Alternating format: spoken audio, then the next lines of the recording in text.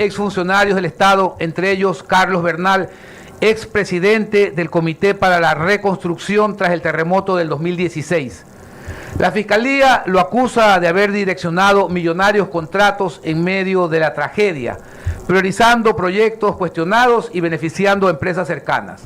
Frente a estas acusaciones, vamos a platicar con su abogado defensor, el doctor Roberto Calderón, para conocer su versión y los elementos que presentarán en juicio.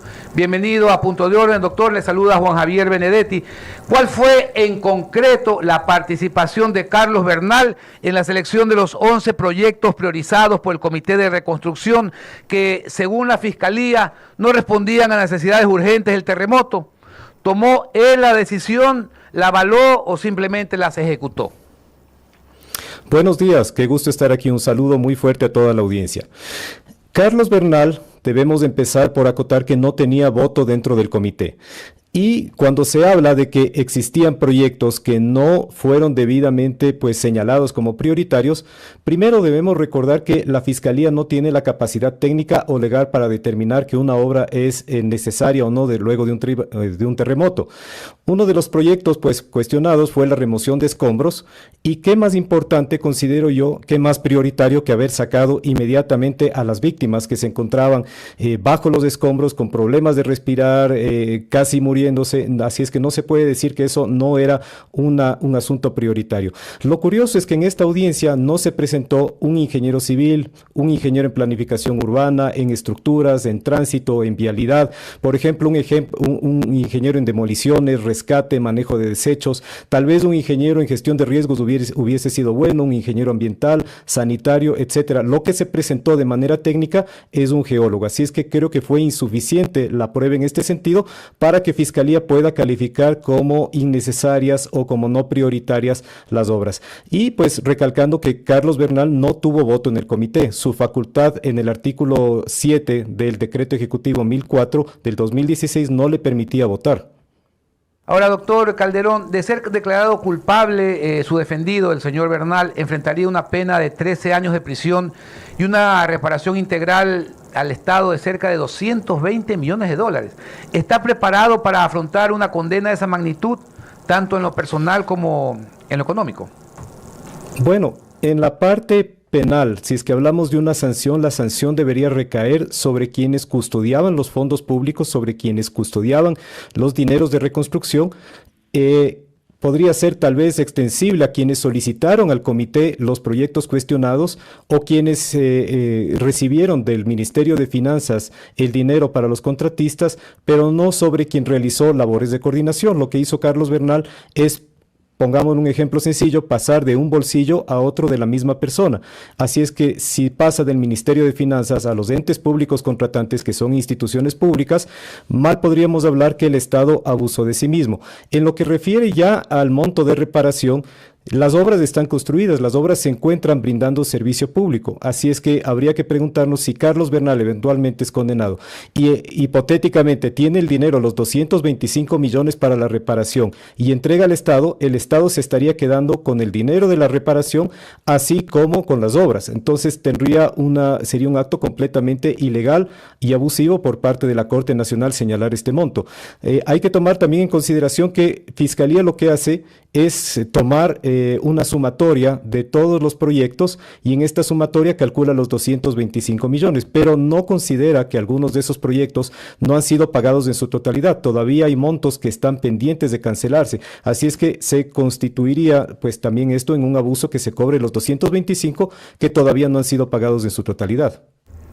Roberto, buenos días. Rodrigo Campos lo saluda, un gusto poder conversar con usted en este espacio. Buenos días. Buenos días.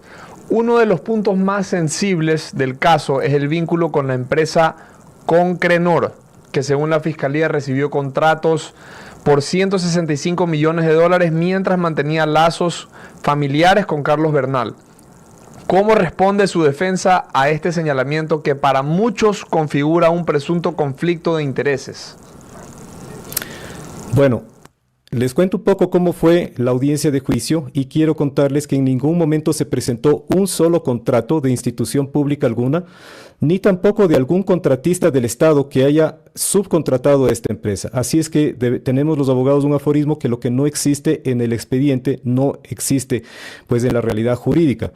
De hecho, recuerdo que el testigo que fue por parte de la acusación, que fue un exdirector jurídico del Consejo de Participación Ciudadana y Control Social, cuando yo le pregunté si es que pudo encontrar algún contrato, dijo que no, que él no encontró ningún contrato en el Consejo de Participación Ciudadana, sino que le habían simplemente mencionado que la empresa había tenido contratos con el Estado. Sobre esto, incluso la defensa de Carlos Bernal presentó un certificado del CERCOP, del Servicio de Contratación Pública, el cual indica que la empresa Concrenor jamás fue contratista del Estado. Así es que no es posible señalar que esto haya ocurrido. Incluso se presentó también un certificado, recuerdo, del Consejo de Participación Ciudadana y Control Social, que indicaba que en sus archivos no consta ningún contrato de Concrenor con ninguna institución pública. Yeah. Roberto, ¿qué tal? ¿Cómo está? Los saluda Esteban Novoa. Dentro de este tema, ¿existió pues en el proceso algún esfuerzo por parte de Concrenor o del propio Carlos Bernal previo para transparentar o justificar los contratos recibidos por la empresa, o es que la empresa nunca recibió ningún contrato? Y la pregunta es si esa documentación se presentó o se solicitó en la auditoría o se pidió una revisión. Se presentó por parte de la defensa de Carlos Bernal en la etapa de investigación e instrucción fiscal el certificado del CERCOP que indica que Concrenor nunca fue contratista del Estado.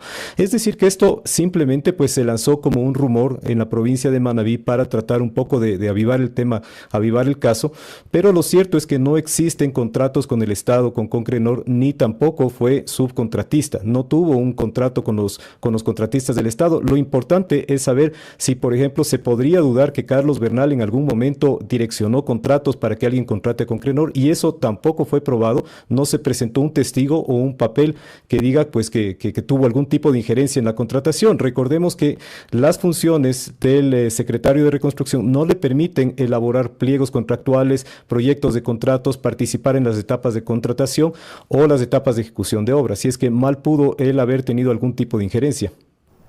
Doctor Calderón, uno de los cuestionamientos más insistentes es el modelo de contratación por horas de maquinaria para la remoción de escombros que habría generado sobrecostos. ¿Carlos Bernal tuvo conocimiento de esta modalidad? ¿La autorizó como miembro del comité o fue una decisión operativa fuera de su control? Carlos Bernal no pudo haber jamás conocido que se iba a contratar por horas porque eso corresponde a los entes públicos contratantes. Y un poco para que la ciudadanía conozca el contexto, si es que, por ejemplo, se cayó un hospital, se cayó un colegio, hay que reconstruir una vía, los entes públicos contratantes, los que solicitan esas obras al comité, son los ministerios, por ejemplo, de Educación, de Salud, de Obras Públicas, y ellos son quienes llevan a cabo los procesos de contratación. Así es que nada tiene que ver el comité, o peor, el secretario del comité, que ni siquiera tenía voto en que se contrate de una determinada manera. Lo que sí explicó Carlos Bernal, porque él es ingeniero civil y esto pues de alguna forma me conmovió mucho, es que la contratación en obras, por horas, de máquina, es un alquiler de máquinas emergente.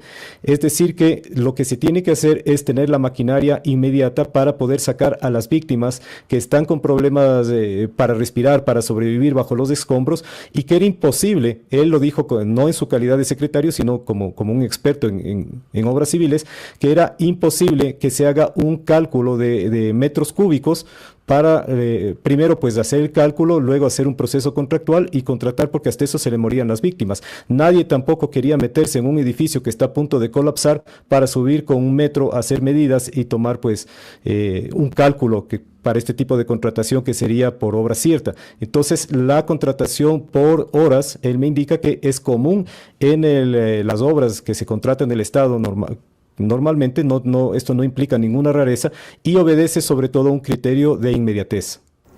Doctor Calderón, ¿algo más que quiera agregar? No, creo que con esto pues he podido aclarar algunas de las dudas de lo que se está resolviendo en cuanto al caso. Simplemente que llama la atención que los únicos procesados son Jorge Glass y Carlos Bernal, y que de quienes fueron los contratistas, por ejemplo, quienes recibieron el dinero finalmente del Estado, las empresas que elaboraron las obras, no están en este caso vinculadas, tampoco de parte de los organismos internacionales que hicieron donaciones, así como créditos, existe cuestionamiento alguno, así es que creo que tenemos suficientes pruebas para que se ratifique la inocencia de Carlos Bernal. Sí, pero ¿quién es el culpable en todo esto de la reconstrucción? Pues entonces, doctor.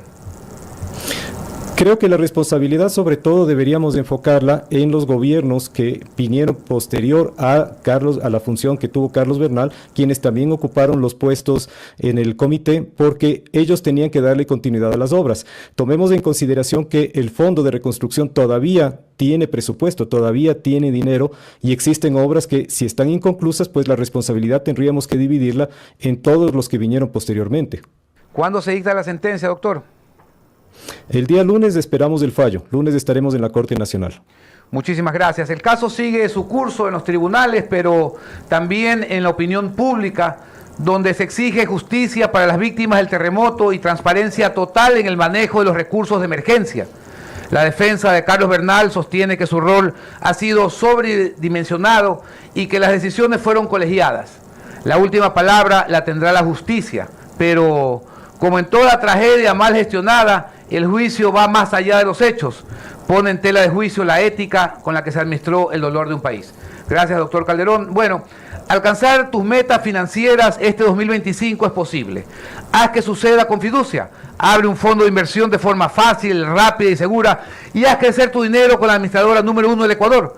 Invertir en fiducia es invertir en tu futuro. Abre tu fondo hoy mismo. Fiducia, 30 años de innovación y confianza. Y presentes en frutas, verduras, infusiones y especias. Los flavonoides